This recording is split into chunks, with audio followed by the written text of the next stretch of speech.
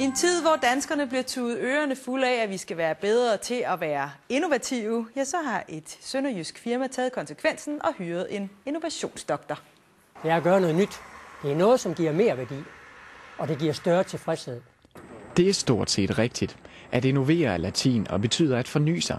Og det har man gjort i virksomheden Lodam Electronics i Sønderborg, hvor de med hjælp fra den selvudnævnte innovationsdoktor Morten Wolf Toft har gjort store fremskridt. Vi har fået en utrolig flot vækst. Vi har fået mange nye produkter.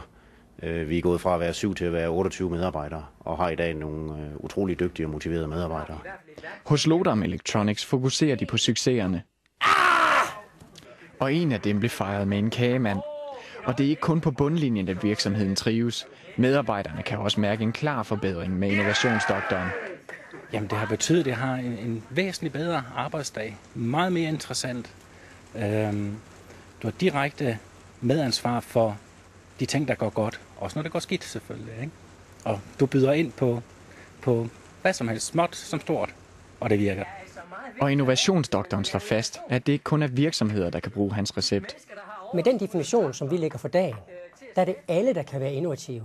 Og ude i en borgerforening kan man beslutte sig for at være mere innovative og få gjort noget ved sit lokalsamfund. Om det er så lige pludselig at få skabt nogle vejbump, eller få nogle legestativer, eller hvad det er. Få gjort noget nyt. Tager man for eksempel receptionen herude.